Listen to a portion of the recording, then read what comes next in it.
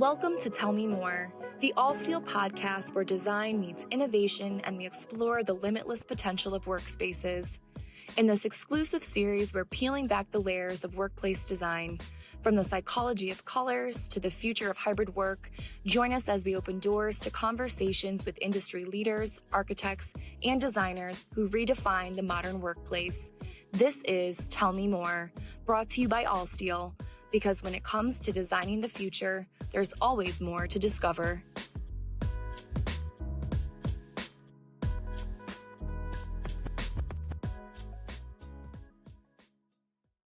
Welcome to Tell Me More, the podcast from All Steel's Doing More series, where we dive deep into the minds shaping today's most compelling design narratives. I'm Kina Ingersoll, All Steel's National A&D Director and your host. Today, we are joined by a designer whose work defies simple categorization, Joey Shimoda.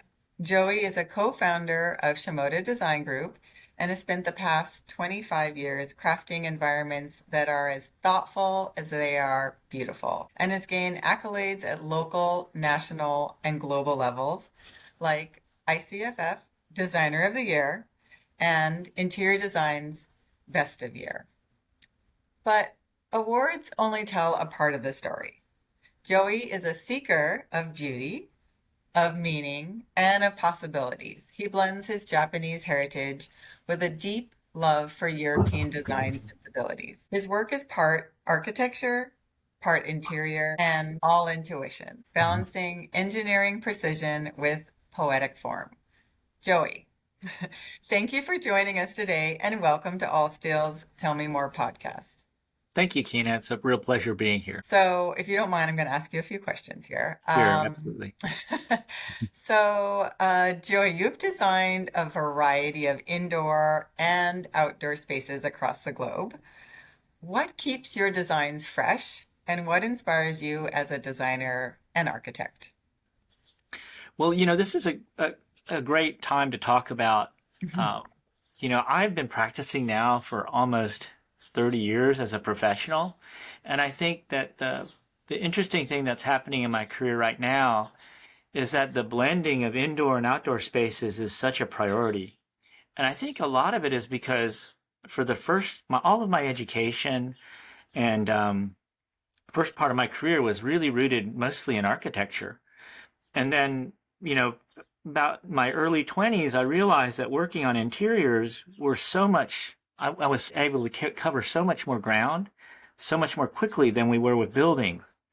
And so that kind of catapulted my career into doing interiors for the large majority of the last 10 or 15 years, and crafting that idea of how do you make interior space and making those environments they're much more immediate, much more tactile than architecture is. But in the last 10 years, that's sort of morphed. Like everybody that said, you do great interiors work, why can you just help us design buildings? Because we want it from the inside out. Right. And that's what always everybody talks about. They talk about that relationship.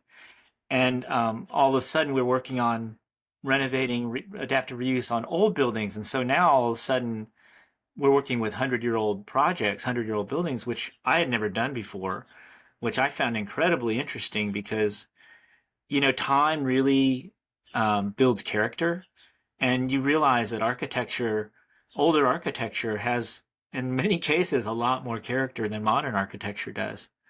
And so just being able to work in that environment of old and new, changing uses has really been something that's been very exciting for me. And I also think in that time of my career, now we're working backwards into doing more buildings. And so both that experience is culminating into me being better at identifying and seeing more opportunity in all the projects that we have. So it sounds like the past is almost influencing what you're doing today and vice versa. There's sort of Absolutely. this really wonderful cycle. Yeah, and that's part of maybe seeing a lot more, having a more experience. I have to say that, as a designer, and an architect, I feel like travel has been the biggest contributor to being excited about things. Yeah. Being creative is sometimes it's a daunting process because it's such a internal dialogue of judgment. It's very rarely this free moment, but when you're traveling, it's all about taking things in and being free and receiving. And I think that's a big thing to respect and to pursue. Yeah, I'm definitely inspired when I travel and from all the different cultures and things that you're seeing and architecture and art and yeah, it's amazing. Yeah. So, can you also share where you find exact inspiration? I know you talked a little bit about travel, Hmm. and can you channel that inspiration to fuel, expand your creative process? Yeah. I feel like that kind of that idea of where do you find inspiration, it seems like it's always just right underneath your nose. It Yeah. really is. And I find that the first things that I really loved, when I was a child, I did love music a lot, although I have absolutely no talent for music. But being for some reason, bicycles, motorcycles, and cars have always been something that has uh, has given me a great deal of pleasure that I didn't have to study to enjoy it. I just enjoyed it, and I think that has stuck with me for the longest time because I was very much. I did race motorcycles, I did race bicycles, and that kind of is a complete design culture. When you mentioned that notion about, I love the idea that engineering and aesthetics marry to create, great things. And I think that without knowing it and just having an ability to draw, those things all combined and they still stick with me today. And the other aspect that I found to be much more that's opened me up is the community that those kind of personal passions have that Yes. don't really Yes. necessarily happen maybe just in the workplace. And as an example, during the pandemic, a number of designers that I would see, I would go to Chicago for NeoCon or go to New York for award shows, and we would always get together, and then we were realizing that we might not be able to see each other for a while. And so we started doing Zoom calls and inviting a designer to speak at um, at each one, and then it was a chance to have like a salon, but it was a virtual salon. But that really kind of morphed into a conversation about cars because for some reason everybody that was on the call was either adjacent to transportation design or just loved cars. And very quickly it shifted into this whole different world of the best people that are designing automobiles throughout the world. And the other amazing aspect was that everybody was old. Like I think we have several members of this chat group that are in their 80s, and what it's shown me is that a design career and a design arc doesn't really have a time limit. That the age of the age of being 80, 85, and still doing things that you would do when you were 12 or 13 is just fascinating to me. And I think that childish, not childish, but a more pure idea of being associated with something, personal interest, it really is an inspirational way to kind of live your life. And I feel like for every designer, they shouldn't be shy about finding those things that made their childhood exciting. I don't know. You never forget those things, I think. So I'm curious. I mean, I love this conversation, and I'm curious about how you feel. This whole community that you found that also loves transportation or cars and motorcycles, how do you feel like that relates directly to architecture, frankly, Yeah. and interiors? Or does it? Or is it just the design itself of this object that's really intriguing to you? I think it's a little bit of both because, architecture is often thought of as maybe a container for activities. But on the other hand, what we, what I think we think about as design and architecture is really the creation of an object or something that you can see from the outside that has a real purity and either it's point of view or when it was made in time and how it's influenced by the context that it's in. And so, um, I find that the relationship is very close. You know, Le Corbusier say architecture is a machine, but I'm not sure I totally agree with that because I think that it does provide certain things about function, but I think the way we inhabit spaces is very different. And that the people and the environment, I'm noticing your dog is walking around behind you. And, that's one great thing that happened during this time. We all learned to be on video calls when before we were also frightened to be on video calls. And now it's like, oh, well, I get to see what your life is like. And it's a whole different way of communicating and being with each other. Obviously, the objects, I don't know, for some reason designers love objects. Yeah. Whether it's pens or furniture or books or whatever it is. I find so many designers who are collectors of things. Yeah. And so the notion that that these objects give you inspiration, they give you, a place to think about. I guess it also talks about what people make. Ultimately, all of these objects are about what someone has thought about and what someone has brought into the world. And so the relationship is, I think, very strong. Thanks for sharing all that. I actually love to collect things too, but they're maybe more mundane.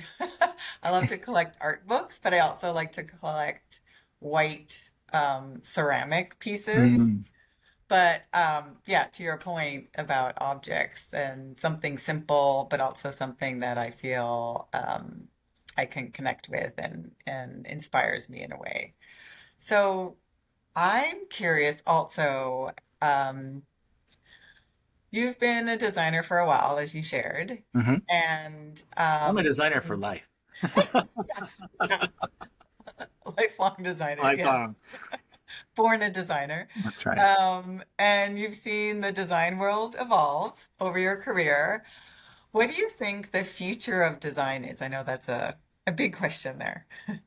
Yeah, I know, and everybody's talking about that. And I think that one of the things that I would say that I've been noticing is that I have a different perspective because I've had so many miles on the road of Mhm. this and so many changes. When I started school, there were no computers.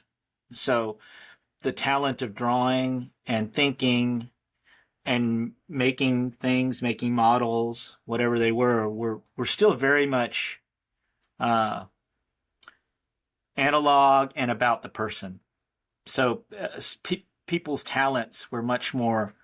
Uh, they would allow people to excel, or you would know things very differently because you had to create and make everything yourself, and then it eventually evolved into um, much more technology and computers where your drawing skills were not necessarily so important because there were prescribed parameters. And so every time we see technology enter in, we see a refinement and an expansion of our ability, but we do see a little bit of a diminishment of actual individual ability to do things. And so what I'm observing now is that we're at another moment of a threshold, which, like the music industry changed so much when they allowed sampling. And sampling allowed creativity to flourish, and it democratized music in a lot of ways because you no longer needed to play an instrument to become a musician. And so I think we're at that moment in time right now where the creativity aspect is more important than your abilities to do I anything. 100% agree. Yes. And yeah, and I think that's fantastic. That Yeah. means, you will be less limited. So By the I tools that are, given to us. Yeah, Yeah. Yeah. exactly. Yeah. And Or so the tools of the past, right? yeah, yeah. And I think um that customization and that ease of access to do those things, I think it does create a situation where younger people may not be aware of any kind of historic or uh, any significance. The level of discernment is not as strong because they don't have as much time to, like, their investment into making something and creating something isn't so painfully related to their talent. And now it's much more about, I just want to do this and it's like this. And so it's combining, and it also looks really fantastic right away. And so I know a friend of mine who's been teaching graduate school at UCLA and using AI a lot in his studios is also observing this, where the students can make really beautiful objects and they can make different versions in very different styles, but they're having trouble discerning which one is better and why, because they're equally appealing and attractive. Or well, thought through maybe too. Yeah, thought Yeah. through, but you know, there wasn't a lot of pain in creating it. You know, it was it wasn't like, oh, I can't get the lines to be straight, or I couldn't draw the perspective. It looks Interesting. Yeah. awful. Yeah. And so it's a different set of challenges that are kind of arising. I sort of feel like for the really for people who are very, very creative, I think there's going to be a boomerang back to handcraft, um, and time. I think time is going, like, that, how we use time as a designer, I think is going to really change. And I think you already see a little bit of that anyway. You know, some people who really don't want to work so quickly or don't want to work on so many projects.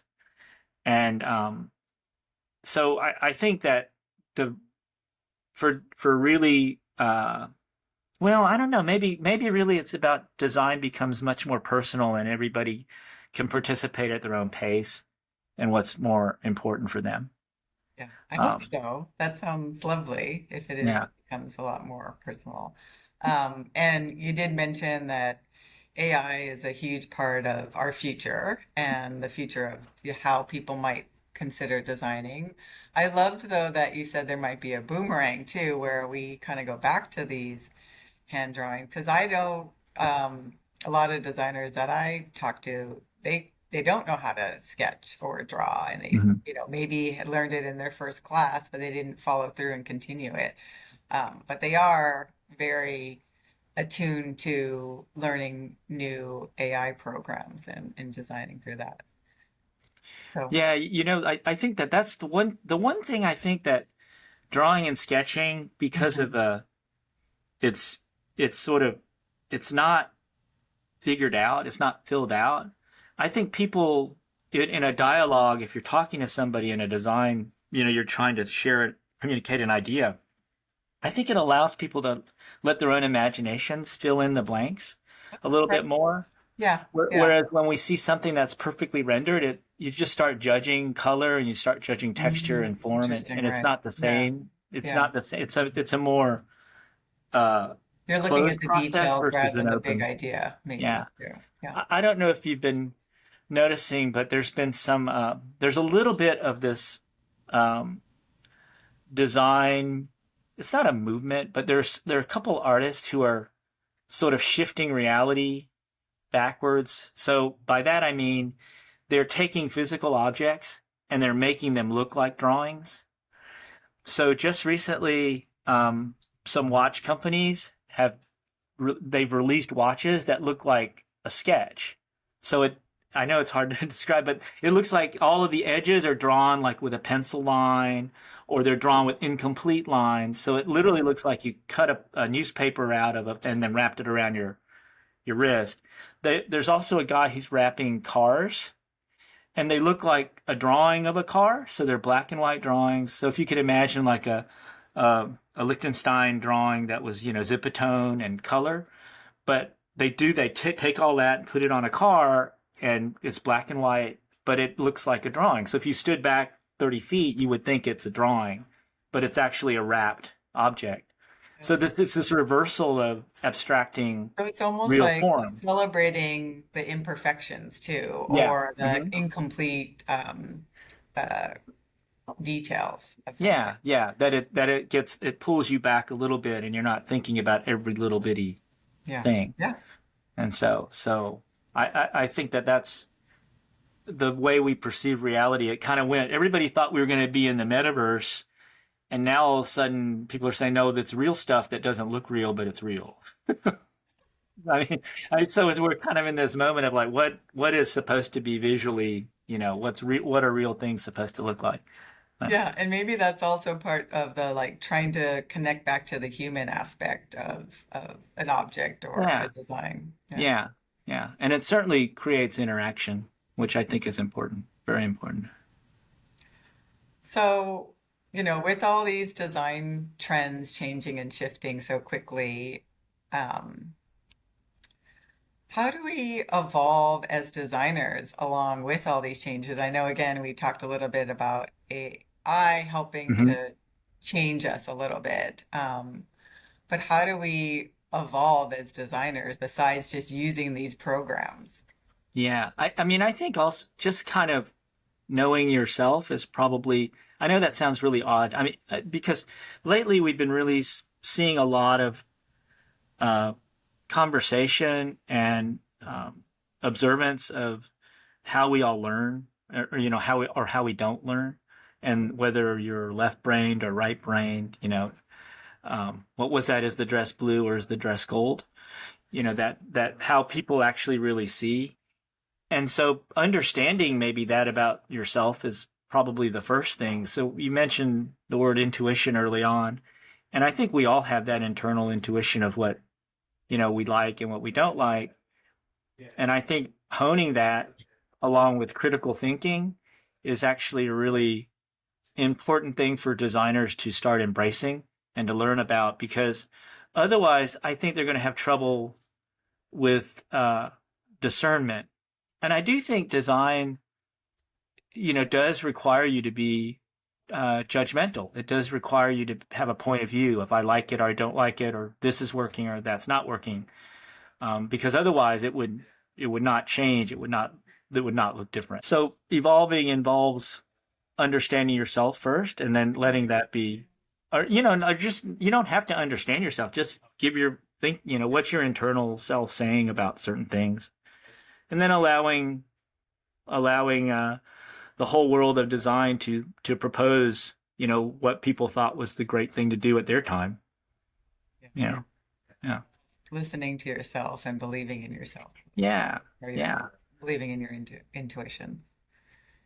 Yeah, I love that. So we've discussed the kind of the role of, say, machines and robots yeah. extensively. In contrast, nature and sustainability often represent, the human and organic side of design. How do you integrate, say, sustainable principles into your project while maintaining harmony with technology and Hmm. the built environment? Yeah. Well, first off, I love the idea of robots. That world of that Star Wars world. I think it's, there are good things, and I don't want to be part of the rebellion, at least not yet. But this idea that we can interact with something that's much, much smarter than we are and can give us advice as we go along, I think that's really fantastic. Um, so that future of that, I think, is going to be exciting. Um, the idea of sustainability, I think it's really, I've been noticing, when we talked about being collectors, that's the first moment of sustainability.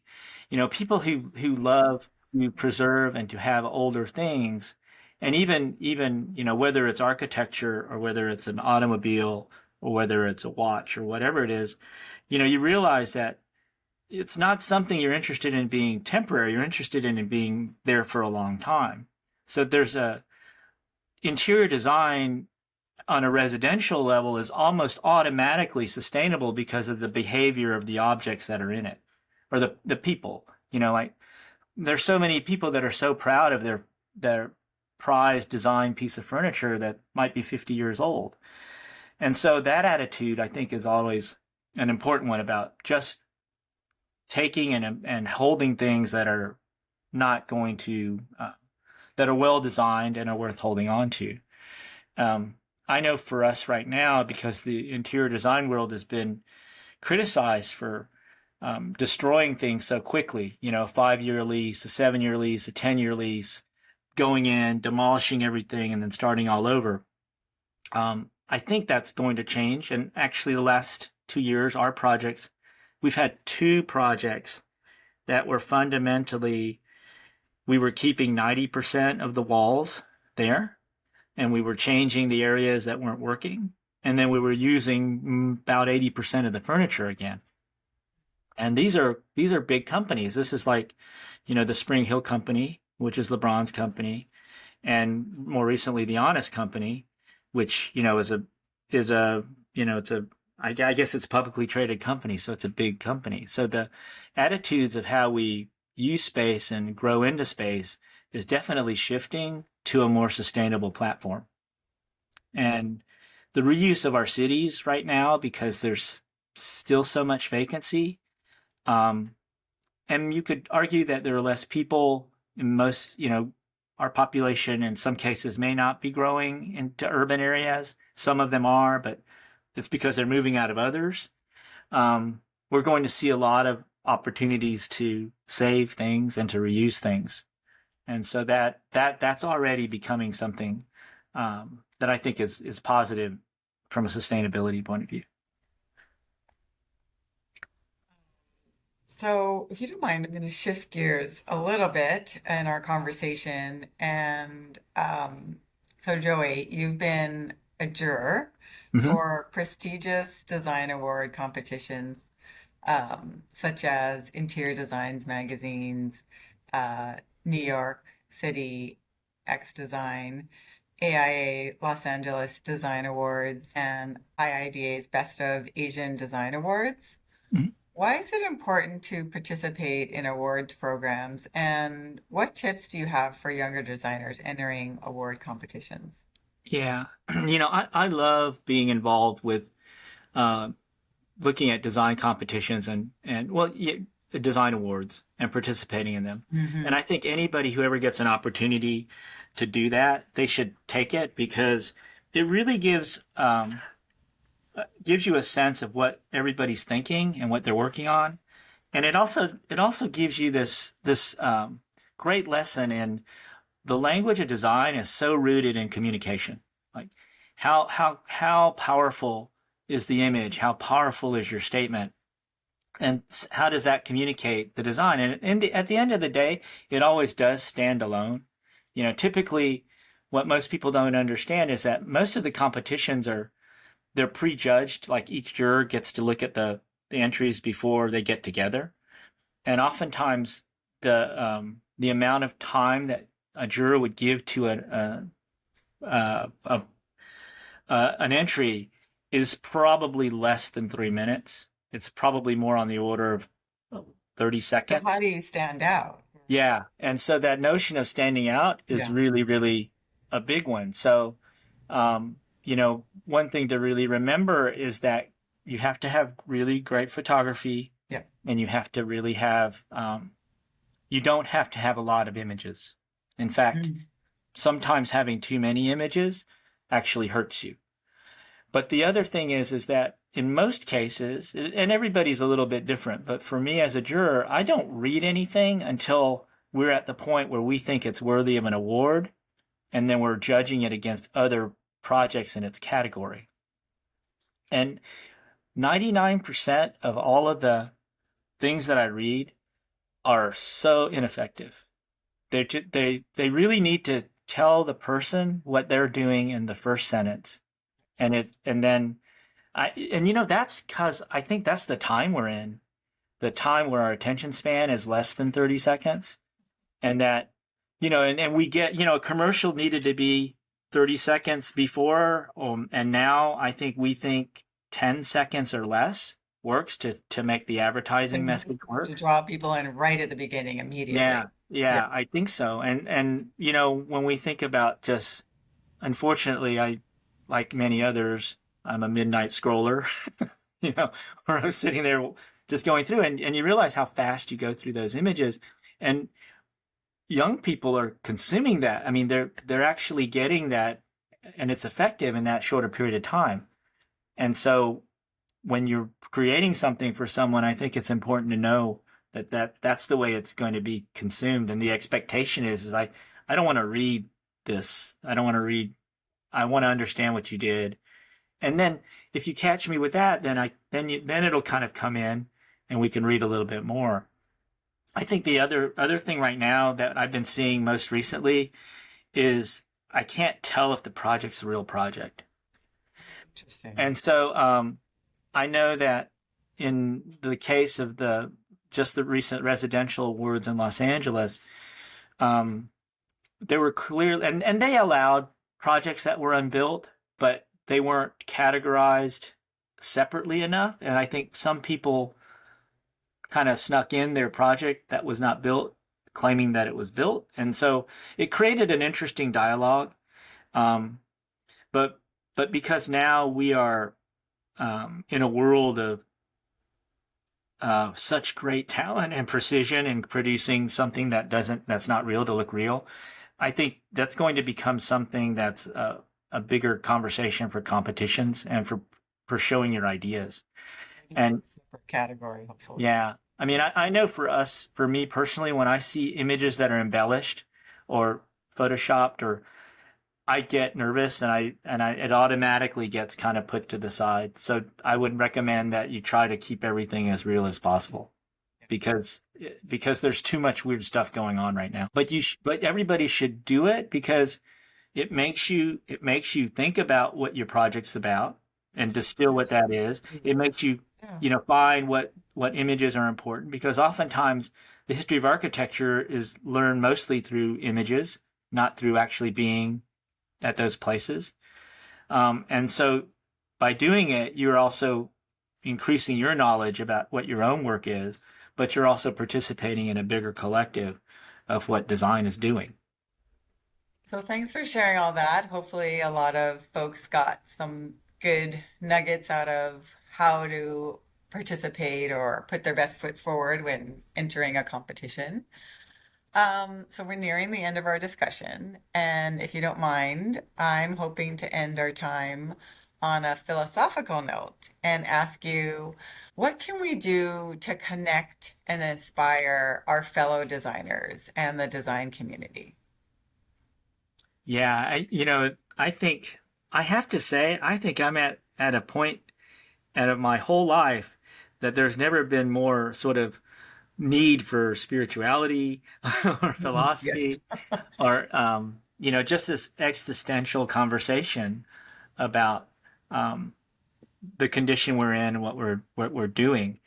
And all I can say is that I feel like the only way through it is really through positivity and optimism because I find myself that I'm constantly being a cheerleader for my internal cheerleader is always going on every day right now because it's really hard to do good work. It's really hard to um, find something that you can stay excited about. So I think for designers, it's really going to important to remain optimistic about making things and about beauty and about space and about people. Um, and so I think every day is an opportunity to become a better designer, whatever it is. I lately I've been trying to do what is the sort of the pure creative thing I can do every day, and whether it's I go read something or draw something or I need to take time out to try to give myself that because otherwise everything gets a little bogged down in reality. Yeah. Well, and things Yeah. get blurry. They all kind of are at this same level Yeah, or yeah, decimal, point where, yeah. it'd be nice And to. I do love that I think designers are fundamentally positive people and they love being in the world, they love things, I mean, it's kind of getting back to that relationship with objects and beautiful things. That's very inspirational. It's very powerful. Yeah. Yeah. So find something that inspires you, find a little activity that you can do to keep your mind moving and your design juices, I guess, going. Yeah. And then, I think that part of that is just being around people too. I think that's always, and then we were able to do that. I think we got a good dose of learning how to be alone, but I think at least for me, it makes me have more expectation and appreciation of being with other people. Well, Joey, thank you for joining us today on All Stills Tell Me More podcast. And thanks for sharing your design journey and your design wisdom. It's been lovely chatting with you. Oh, thank you very much. I really enjoyed it. And that brings us to the end of another fascinating episode of Tell Me More. We hope you enjoyed this deep dive into the world of design and innovation. If you're hungry for more insights and stories, make sure to subscribe to Tell Me More on your preferred podcast platform. As we sign off, remember that the conversation doesn't end here. Connect with us on social media at AllSteel and share your thoughts, questions, or even your favorite moments from the podcast. We love hearing from our engaged and curious audience. Stay tuned for our next episode where we'll continue exploring the Design to Do More philosophy. Until then, thanks for listening.